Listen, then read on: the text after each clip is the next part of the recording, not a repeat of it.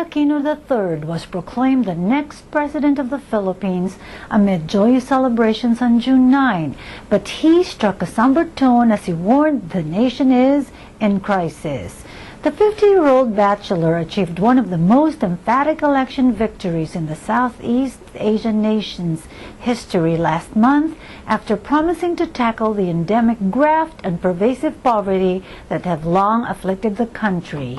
Amid wild cheers and applause from a gallery packed with supporters wearing his family's trademark yellow, Parliament proclaimed Aquino the next president with over 15.2 million votes, or nearly 42% of the total. The son of two democracy heroes immediately sought to focus on the problems facing the nation of over 90 million people, which has for decades lagged behind its fast-developing neighbors. Aquino will be sworn in June 30 at Luneta. Details in philippinews.com.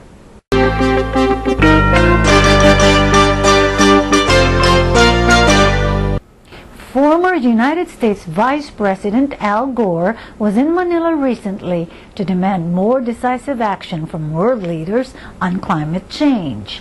Speaking to an audience of 4,000 professionals June 8 at the SMX Convention Center in Pasay City, Gore cited last year's typhoon ondoy as an example of the growing pattern of unusually strong storms reported over the past few years.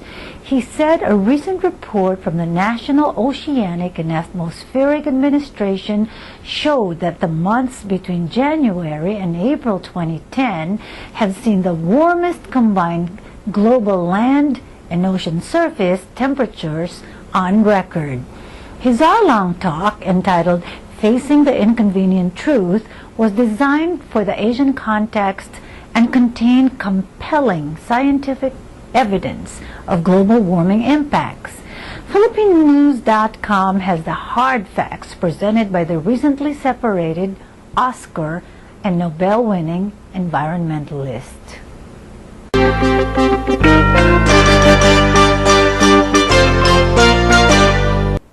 27 Filipino nurses and one physical therapist are hoping more nurses will join them as they plan to file a class action suit against Sentosa Care LLC after winning a civil case against their former Long Island, New York employer.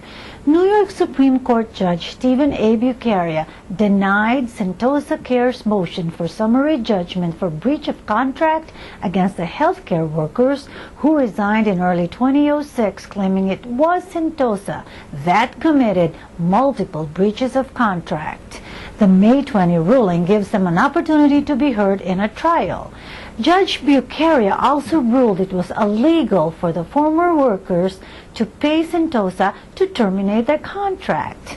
Sentosa was asking for $25,000 from each healthcare worker who resigned without completing the 3-year employment provision. The next steps for the plaintiffs in philippinews.com.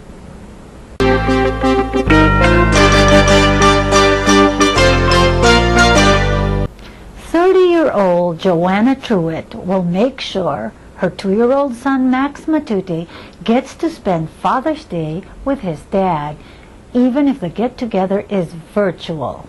Since May last year, the Matutis have held on to one another by phone and by video cam after Truitt's husband Mark Matuti, 37, paid the ultimate price for not understanding U.S. immigration laws or the criminal justice process.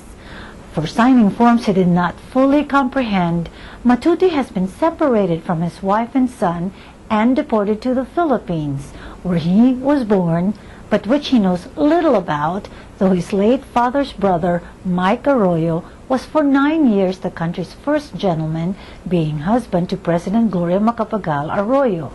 Matuti is among many unclear about the conditions and consequences involved in the plea they've signed. His lawyer cites chinks in the legal process in my report in philippinews.com.